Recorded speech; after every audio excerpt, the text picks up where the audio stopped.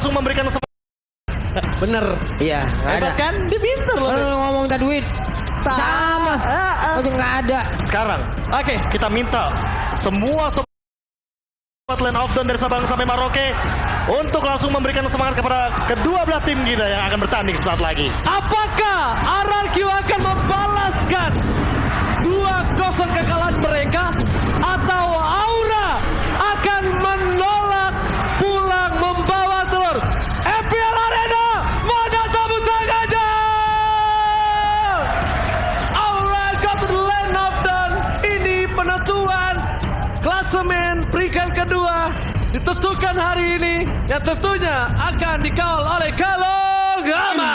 KB Bolong Ranger yang akan bertahan untuk seminggu ke depan, siapapun itu yang akan menduduki peringkat kedua. Betul sekali, karena ini adalah pertandingan terakhir untuk kita saksikan tentunya di minggu yang ke-6 penutupan hari minggu kita. Wow, ini tentunya udah menjadi minggu-minggu yang krusial. Krusial. Yes, dan benar sekali Pak Pulung, kali ini nampaknya Albert harus bertahan dengan Pak Quitonya seperti kata Profesor KB.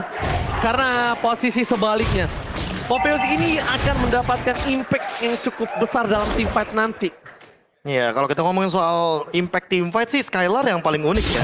Dia menggunakan sebuah Purify, jadi tidak akan bisa di The Way of Dragon. Oke, oh, Pulung percaya kali ini dengan draft yang bikin dari Aura Fire, sedangkan seluruh caster sisanya menuju ke arah tim RRQ Hoshi. Apakah skema team fight-nya ya. ini skema semua menuju ke arah RRQ akibat Popeyes? Popeyes sih aku setuju. Popeyes aku setuju karena ini adalah sebuah hero yang nantinya di dalam team fight tidak akan ada henti-hentinya untuk melakukan sebuah demonic force. Karena ini dash effect-nya banyak banget. High dengan Aemon dia bahkan men-trigger atau memicu efek Iya, itu. memang ini triggernya juga banyak. Hanya saja apabila nanti memang dia masuk ke dalam ini juga bisa menjadi sebuah trap. Tapi ada serangan dilakukan Albert sakit banget. Mau kepada 1-1. Facehugger ditukar oleh Albert. Tidak cukup adil, tapi ada duel Dragon yang cukup terlambat dari Fluffy. Sangat jauh dipaksa, masih ada Flicker dan R7 is coming.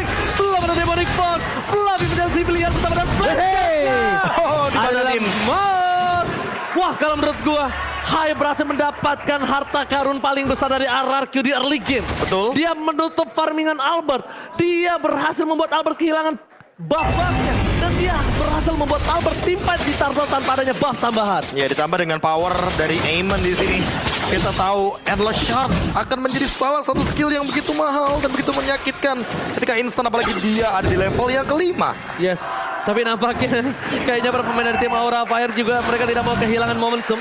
Mereka lebih memilih untuk mengamankan para pembuat terlebih dahulu. Godiva masih level 3. Godiva belum bisa menginisiator dengan Arm of Vendetta yang dia miliki. Hai. Sedangkan Albert bersama dengan Hai sama-sama hanya memiliki satu buff yang sangat dibutuhkan oleh mereka masing-masing. Yang satu Parto, yang satu Orange. Tapi team fight kali ini akan coba didapatkan. Mencoba diusir permainan tim RRQ Hoshi memaksakan team fight. Real World Manipulation mencoba untuk secure. Posisi dari Hai dapatkan satu retribution. Dia mengenal Albert. R7 to drone 16. Gak berhasil melakukan siapapun. Flavi, where are you going? Dan nampak R7 dive to dive. Wow. To deep. Tapi Ben masuk ke dalam dan ternyata damage yang terlalu satu poin taman. Godi dive. Wow. To deep. Menyelam terlalu dalam. Takutnya keselak karena apa. Tapi Ben masuk ke dalam dan ternyata damage yang terlalu satu poin taman. Godiva, where are you going? Apakah ada flicker? Tapi kali ini Godiva karena flicker. Tapos mendapatkan oleh Clay.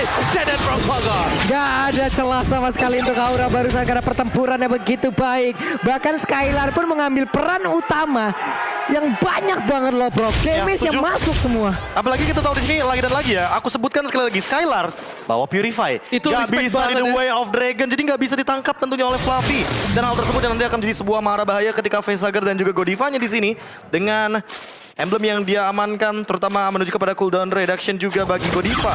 Oke, tapi ternyata sempat attack-nya gagal. Tidak, Heavy Bird-nya gak berhasil. Tapi Hai dengan satu buah Purify kali ini Endless Shot. Skylar take down. Permainan yang luar biasa bagus, trigger disiplin Hai. Gua harus akui sih, dari game pertama, trigger disiplin dia. Gak langsung asal mencet skill, dia tunggu momentum. Itu bagus banget Prof, dia sabar banget. Improve yang udah terlalu jauh dari High, jujur. Buset, ini sendiriannya Fluffy di area tersebut loh. Ada 2 orang yang akan menghajar dia bisa-bisan, bahkan 3 untuk kali ini. Fluffy-nya mau pergi ke arah mana? Selamatkah dia karena satu lompatan dan Demonic Force pun sudah ke trigger. Tapi tidak. Dan Numpang lewat. Dan itu mendapatkan bonus yang luar biasa karena Purple Buff akan menghandle sedikit level dari High.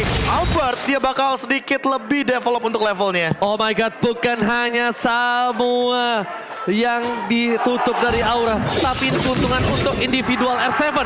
Pertama level memang ditutup Profesor, tapi laning-nya bakal dimenangkan R7 dengan satu Purple Buff atas seorang Fluffy. Ya, levelnya. Teamfight di dalam Turtle juga, sedangkan dari seorang Eamon harus merelakan Turtle yang kedua. Kalau menurut gua, kalau lu bakal teamfight di sini, lu bakal rugi banget. Dan ingat Demonic Force itu mananya banyak banget digunakannya, mana cost-nya banyak banget. Dan sekarang udah kepotong pakai diskon. Punya Purple Buff. Yes. Jadi kepotong banget untuk penggunaan mana pool yang dimiliki sama seorang Voveius. Dan untuk saat ini lihat setup Pinter turtle-nya. banget High-nya, lihat. High-nya pinter banget dan menurut gue itu keputusan yang sangat Individual. tepat. Melepaskan Turtle untuk sebuah Purple Buff atas seorang Albert. Keputusan Mengejar yang tepat. ketertinggalan individual yang sempat Itu kita tepat banget. mention sebelumnya dikarenakan Purple Buff-nya ini bakal diamankan oleh Kan R7. sekarang mereka melakukan trade loh, bro. Coba lihat di bagian bawah. Mereka dapat satu objektif sebelum turtle ini sendiri hilang. Oke, tapi 2 yang trigger kali ini telah dikeluarkan. Fluffy. Kali ini masih ada satu buah flicker. Mengejar Fluffy itu sama saja mengejar dia yang tidak suka sama kita. Sia-sia. Tapi real world manipulation. Godiva berharga 6 plus. Hilang begitu saja. Tidak ada Godiva. Ini berbahaya banget untuk mid lane turret mereka. Mereka akan memasang teamfight dan nampaknya memilih untuk disengage. Oh, ini agak cukup unik untuk RRQ Aussie dengan memiliki keuntungan yang ada real world manipulation dan seluruh timnya berada di area mid lane, Prof. Iya, mungkin karena dia tahu bahwa untuk clear wave minion ini urusannya Aura Fire banyak banget. Kabuki ada di sana, Hunter Strike juga udah ready. Apalagi kita tahu High di sini dengan penggunaan Endless Shard-nya dia bisa targeting langsung ke arah beberapa pemain dari RRQ Hoshi. Clear wave minionnya Aura Fire lumayan punya jawabannya. Namun untuk RRQ Hoshi karena mereka terpaut di sini dengan Skylar dan juga Albert untuk clear wave minion, alhasil mereka nggak mau ambil resiko dan kali ini kayaknya bakalan team fight juga di area top lane. Oke, Demonic Force, sakit Godiva akan menjadi pilihan utama dan damage-nya terlalu sakit. Skylar. Dikasih last hit. Last hitnya dikasih ya. Tadi kalau soalnya satu hit terakhir dari R7 dilepas begitu aja. Dan bisa kita bilang dari para pemain dari tim Aura Fire mereka kehilangan turret. Tapi ini turretnya belum terlalu impactful karena di arah tengah yang cukup berbahaya. Albert memilih untuk mundur. Knockout strike telah dikeluarkan. Mencoba menyelamatkan satu buah mid turret. Dan bahkan mereka menjaga Purple Buff dari seorang Albert. RRQ Hoshi bermain dengan hati-hati. Karena mungkin ini yang harus digarisbawahi. Kabuki dan juga Eamon dari High ini benar-benar cannon glass banget. Glass cannon. Oh, kembali. Ya di mana nantinya kalau misalkan emang udah punya item dia bakal lebih mematikan lagi ketika sudah mulai melakukan team fight, apalagi kalau misalkan power spike-nya dimaksimalkan. Let's say Endless Shard 18 stack itu udah pasti instan ke arah Albert, ke arah Skylar, apalagi kalau misalkan tidak ada Athena Shield. Oke. Tidak ada Athena Shield itu sangat berbahaya, tapi lihat Conceal tadi berikan. Vivin akan ditangkap. Duel akan tadi dikeluarkan. Clay flicker karena belakang. Real world manipulation dan bahkan Finn still survive. Godiva mencoba untuk menutup Clay. Berhasil tapi Finn memecah belah timpan. Terplastik duel. Oke. Memecah timpan. Fabian mundur ke arah belakang. R7 belum ikut bergabung. Dan High. Satu-satunya kesempatan mereka ada di High. Kenapa? Kalau High punya stack yang cukup tinggi, dia bisa amanin Clay. Dia bisa amanin Clay karena Clay tidak punya flicker. Ini sayang banget loh yang kena masalahnya Kabuki. Side up loh yang dilakukan 16-nya. Flicker ke arah kanan itu juga sangat-sangat baik sekali. Namun sebelumnya, kenapa yang ditendang adalah Lolita? Karena yang dapat. Clay-nya keluar flicker. Clay-nya keluar flicker, real world manipulation, sehingga ketika nanti Fluffy menggunakan flicker untuk kedua kalinya nggak ada. Lagi cooldown. Dan ini benar-benar sama seperti di game yang pertama. Skema teamfight-nya terlalu cepat. Betul. Intensitas teamfight-nya benar-benar tidak terhentikan di sini. Bentar, Conceal telah didapatkan. Ternyata target mereka bukan yang lain. Tapi lihat mereka mencoba untuk dive in ke arah sana dan tidak ada. Hola, tidak ada orang di sana. Bermain petak umpet di arah top lane. Nampaknya tidak menimbulkan efek yang cukup baik untuk RRQ Hoshi. Sedangkan tidak ada Conceal untuk beberapa detik ke depan. Dan Kabuki standby. Rena Rapatinya udah berhasil mengecek di mana keberadaan dari R7. Tapi itu tidak berimpact tinggi karena Kabuki sekarang dalam undergold. Iya, undergold dan juga hanya mendapatkan 2 assist. Terbalik dengan Skylar, walaupun sama-sama levelnya 10 ya, tapi untuk sekarang ini Fluffy juga dalam ancaman sebenarnya karena dari tadi Demonic Force-nya selalu terpicu. R7 Tadi ketemunya satu, tiba-tiba ada 3. Iya, numpang masuk doang. Itu satu langkah doang, kaki kanan doang masuknya, Pak. Kenapa? Enggak, selama nggak ada flicker jangan sih. Enggak, makanya. Dominant Blast. Oh my god, Godiva. Hampir. Nggak di all in karena nggak ada flicker juga. Lord masih ada, tapi lihat dengan adanya wave ini yang di arah top lane, para pemain dari tim RRQ Oshi, nampaknya mereka sadar ya, Kabuki itu kalau disamperin sendiri, yang ada dia outplay. Makanya. Jadi dia benar-benar respect terhadap Kabuki, masuk ke arah 3 orang ke arah top lane, bayangin loh. Ya, skema permainannya di sini Facehugger yang dikasih makan sama Kabuki karena kita tahu untuk magical dan physical damage-nya cukup berimbang dari kedua hero ini, dari Julian dan juga dari Beatrix-nya. Tapi mid lane Lihat Builder 7! Karena Demonic masih nyala Endless Shard yang sia-sia. Itu dia masih nyala Profesor masalahnya. ini benar-benar Mas Valdi atau Mas Valid ini emang bahaya. Ini Mas Valdi memang valid nampaknya di sisi offlaner. Tapi para pemain dari tim RRQ Oshi, mereka walaupun sedang unggul, tapi Aura Fire, gue suka dari Aura Fire adalah ketika dia tidak takut sama sekali dengan undercoat yang mereka miliki. Dia masih maju ke arah depan untuk memasang defense terhadap RRQ Oshi. Ini masalah utamanya. Aemon, ketika ada Lord, dia bisa memicu untuk Endless Shard stack-nya biar lebih banyak. Tapi selama nantinya Lordnya ini masih dipegang kendalinya sama RRQ Oshi, itu yang malah jadi bahaya menurutku. Dia nggak bisa nyari stack-nya di sana. Oke, Pak Pulung, lihat Lord dipegang RRQ Oshi. Dan menurut gua RRQ Oshi kali ini memiliki keuntungan dengan ada 2 gold difference. Dari segi gold lane yang mungkin under. That's why Kabuki tetap dikasih laning terlebih dahulu sebelum team fight. Tapi akan bakal coba di-commit. The Whale akan dikeluarkan. Finn diselamatkan dan bahkan dominant flash. Counter setup. Berhasil didapatkan. Berhasil mendapatkan 3. Looking for wipe out. Tapi ternyata Kabuki mencoba menggunakan jiwa naga. Ini permainan yang cukup berbahaya. Fokus ke arah base-nya. Kabuki mencoba untuk melakukan spray down di depan sana dan mencoba ada 2 perpisahan pasukan. Fokus ke arah base turret dan juga fokus ke arah Lordnya. Setidaknya ketika base turret tidak berhasil didapatkan, mereka sudah mencicil 1 buah Lord. Dan ini akan Lord yang bergerak ke arah mid lane. Iya. Karena midnya sudah terbuka dari sekitar red yang ada di arah objektif depan dari Aura Fire. Inilah yang kita inginkan ya. Inilah yang ingin kita lihat dari RRQ Oshi yang telah lama terpuruk. Yang telah lama terpuruk. Dan inilah yang ingin kita saksikan bersama-sama di mana mereka bangkit. Namun untuk Aura mereka pun dalam push yang begitu mengerikan, tekanan yang begitu mengerikan. Dan ini adalah replaynya. Ya, replay by Samsung Galaxy A Series ketika Numenal Blast counter setup yang sangat manis sekali. Dan itu langsung kena loh. Kena dari high-nya di ujung dari Numenal Blast. Sehingga hal tersebut membuat Finn jadi mendapatkan poin yang begitu mahal. Aura Fire gak boleh terwipe out seperti itu lagi. Gak boleh kehilangan 3. Dan bahkan Skylar mencoba untuk pocket drive. Serap-serap Flavi mencoba digeser. Microplay yang sangat baik. Tapi para pemain dari tim RRQ Oshi nampaknya sadar. Aura Fire terlalu kuat. Tidak mau coba dipaksa untuk melakukan 1 buah pushing dengan Lord. Tapi memilih terhadap super minion. Atau ya jangan team fight di high ground. Yes. Karena Aura Fire pinter untuk memanipulasi bagaimana team fight di high ground. Mereka punya Kabuki. Win of Clear Nature. wave cepat. Win of Nature. Jawaban. Ada Facehugger juga. Chain. Jadi menurutku di sini terlalu banyak source skill atau sumber-sumber skill yang bisa membatalkan RRQ Oshi untuk masuk ke dalam high ground. Ajak aja tim fight di luar. Di Lord kah? Di jungle kah? Ingat, ada Finn. Dengan Lolita, 1 kali pick 100% win rate. Numenal Blast di area gang dari jungle. Ini bisa kena semuanya.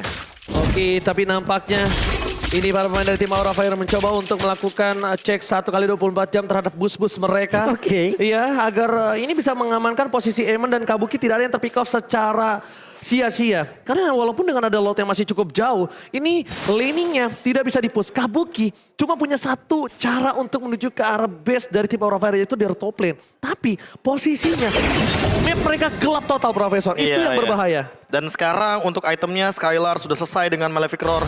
Jadi makin lebih dalam lagi untuk memberikan sebuah attack penetration dalam bentuk fisikal. Dan kalau kita ngomongin soal Clay, dia punya Winter Truncheon. Jadi pahit-pahitnya kalau dia kena Fluffy dengan The Way of Dragon, dia pun masih ada escape mechanism di sini. 4 point kill, 4 assist, 0 death. Dari Dead from Bogor, ini membuktikan bahwa positioning yang dia miliki dengan hero high ground defender Yves, ini seolah-olah memang menjadi kode bahwa dia membutuhkan buff terhadap hero high ground di mid lane. Iya, cuman sekalinya ini juga dari RRQ Oshi mereka juga harus berhati-hati. Kenapa? Karena sekalinya ada pick off yang dilakukan oleh pemain dari Aura Fire. Ini cukup cepat juga loh. Seluruh damage-nya udah memiliki item-item yang sangat dibutuhkan. Albert akan on the way ke arah Immortal sepertinya.